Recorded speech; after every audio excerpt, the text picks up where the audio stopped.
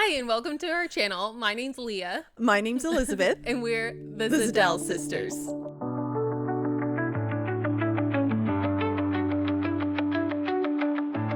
Welcome to our channel in our first episode. This has been such a long time coming. I thought of this idea probably almost like 3 years ago, but we have a pretty busy life, and the past year has been pretty chaotic for us, so we're so glad to finally be sitting down.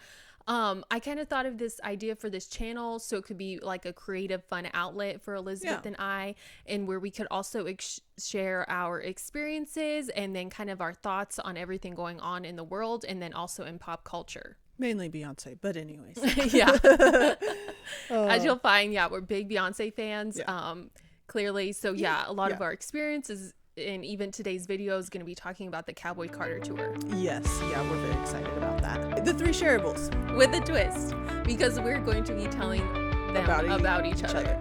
So obviously we're sisters and we're very close, probably because we've lived with each other for most of our lives. That, and I would just say we just mesh well in everything we do. Even though we're kind of opposite, but we are obviously there's definitely things about us that like are individual to each ourselves, but a lot the same.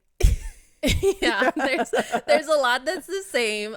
Even our mannerisms, like people, I don't know, they think we talk the same, things like that. So. I know, especially when there's been many accounts that people think we're twins or even triplets with our other sister, but I would say like when everyone thinks twin telepathy, it's like we're not even twins. We think exactly. And like, it's not just, we finish each other's sentences or like, we say the word at the same time. We're saying whole phrases. And like Leah said, even the mannerisms in those phrases are the same. And we just, anymore now we just look at each other and laugh completely, but it's really like when we walk in a store and people will be like, hi, how are you? Like we'll say exactly the same thing in the same unison. So should we go do it? No, I mean, hi, how are you? Maybe good. How about you? A little unhealthy, but you know what? This is. I don't think so at all, for the record. All right. The first thing I will say about Elizabeth is she's probably the most selfless and kindest person that I know and probably will ever know for the rest of my life. We do have a younger brother who's autistic, and he requires pretty much like 24-hour attention because he is severe on the spectrum, and she's his full-time caregiver. And I just I've never seen anyone take such good care of someone. Like literally my parents have won the jackpot with having Elizabeth as their daughter. So that's my first thing. Wow. Thank you. That little boy means everything to me. My thing about he's a man. That's what makes my little brother. I would say right off the bat, I feel like you would see this right away with Leah if you met her, is she's a very strong feminist, which comes with a lot of things, but just like she is a strong person in general, even if you took the feminist part out of it. But yes, very strong feminist and just a very strong person, and obviously you would definitely want her in your corner for really anything. So I hope so. Yeah, I know sometimes it's hard, but I mean, we all can't be strong all the time. Yeah, well, that's why you got me and I got you, babe. Hey. Okay. Oh gosh. Anywho. All right, second thing. Another thing that you'll quickly find is that Elizabeth loves to stream. Like she is like the OG streamer. Like I swear, like she watches everything. Like she'll watch like documentaries, like scripted series, like things like that. Like if there's something out there, like for a while there were things that she had already like gone through seasons about, and like I didn't even know. I was like, oh, you should see this, and she's like, I already watched it. Yeah. So anyways, like I feel like even like you were, even before streaming got big, like I don't know, maybe like 5 years ago, like I remember you in the basement just like plugging away. Oh my gosh, I don't know why. I was just like, Netflix, this thing, and I know it used to be really dates, is like it was Blockbuster and Netflix that you would do your little queue on the computer of what you wanted mailed to the house. And I remember it being then, and then it was like streaming, and I was like, oh cool, like what am I doing on my iPad? I can like watch this. And then I was hooked, and we'll do a whole episode of that, because I remember my first ever that I streamed, my first document I streamed, and I was like hooked. And like Leah said, I don't know, I just love learning about anything or like watching anything. Like you said, like it could be something about aliens, or I'm watching some documentary, and it's just like it's so cool to like see what's out there, and then like just everything in between, like just to see people's imaginations or like how they do that. So I just love, movies and streaming in general. But yeah, something about a challenge of a streaming, like, oh, there's 6 seasons, I can do it. And then you're sad that you did it that fast. But anyways, we can get into that later. So yeah. But my second thing about Leah, like we've both said, is you'll quickly find out she's pretty fashionable. Oh God. Her and my other sister, probably one of the most fashionable people. And what's really, I don't want to just say, oh, they're fashionable, no, they can put things together that, like, I'm sitting there thinking, okay, this will look good. I'm sure everybody knows, oh, I'm going to do this and it'll look so good. I put it on. I'm like, what the heck was I thinking? But Leah puts it on. I'm like, of course, that looks great. And she knows everything from the makeup look to the hair to everything down to the, shoes and like, oh, and this accessory and that. And like, it always goes well together. And if it doesn't, it's probably like one small thing and she flips it and like it turns great. So we always tease she's my stylist and my makeup. Yeah. And what's really funny is like, which I know nowadays everybody's kind of like this, but I feel like for Leah, it's like, if we have an event or like a concert coming up, event is rare, but anyways, going out of the house, we're on the farm. Usually we wear the same thing, but anyways, I'm always like, oh, you probably know what you're wearing. She's like, yeah. And I'm like kind of the night before, although she's helped me get a lot better because my stuff doesn't go well. It's like, you need to think ahead on it. Or I just now hire her and say, okay, this is what I kind of want. Here we go. Hire with an okay. Yeah. Hey, well, click and subscribe. Anyways.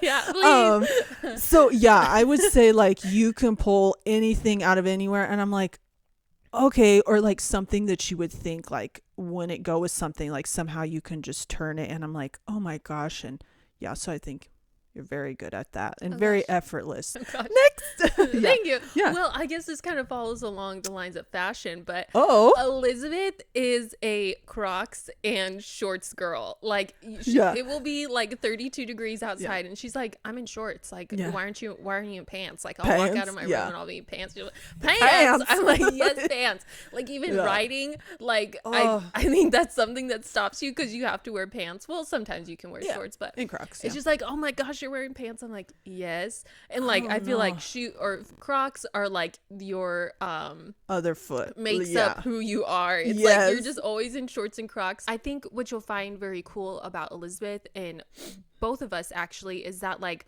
she loves Crocs and like being in shorts and everything, but like she also has a very luxurious style.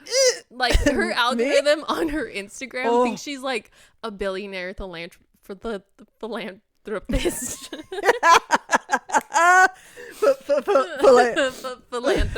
Good thing I'm a speech therapist too. Hey. Sure. Okay. Anyways, because she's like always seeing private jets, like she wants like the luxe life. It is sadly, so funny. She's like, oh yeah, I'll be on my yacht or in my PJ, that we've come to know PJ is private jet for her. Good job. And like her Instagram like is all luxe and everything, marble, and, Italian. But I don't know, I feel like we're very humble, like down to earth people, but I feel like we do have more of like a finer taste. I think so too. And no matter if I ever make it to those, you'll still see me in shorts and Crocs walking on that balcony of my yacht. Little Lux, whoops. My third and final thing about Leah is, I think, hopefully, I don't know if you'll ever see, but she is an extremely talented rider. Oh, thank you. I mean horse riding. We grew up showing, so English and Western. We kind of did the cow horse. Then we got into barrel racing. And we really never had, much barrel racing experience. But Leah jumped into it, and it was like she did it her whole life. I think she's very talented no matter what discipline she jumped into.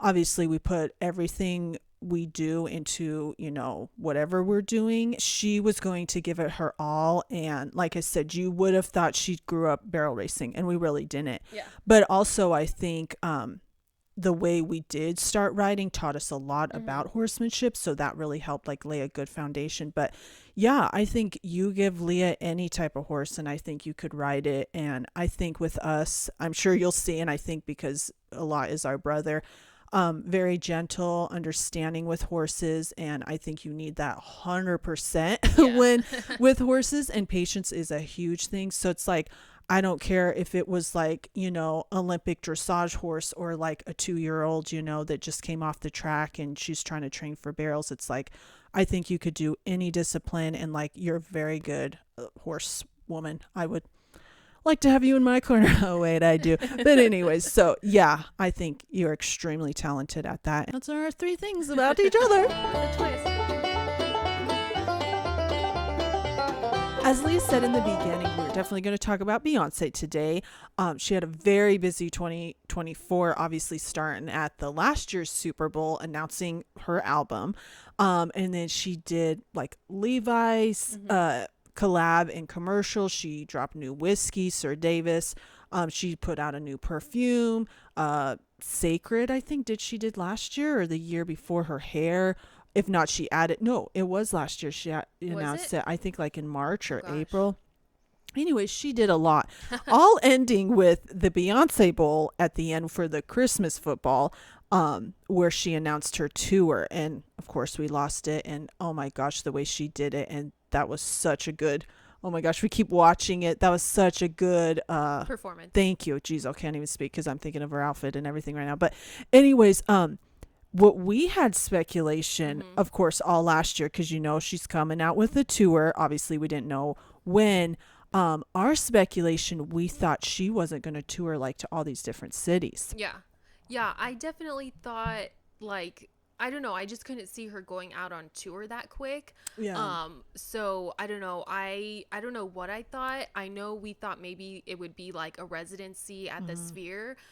Since she did like go out on like a world tour, maybe she just wanted to stay in one place. I know a lot of people were like speculating that, oh no, she's announcing another album. Oh yeah, Act 3. That's right. And so that was a lot of speculation. I don't know, like I wanted it to be a tour, but I don't know, I just couldn't believe she would go back out on tour that quickly. Because we know obviously anything she does, she's going to do it big and very well. So we're like, wow, I guess is she going to do something big every other year?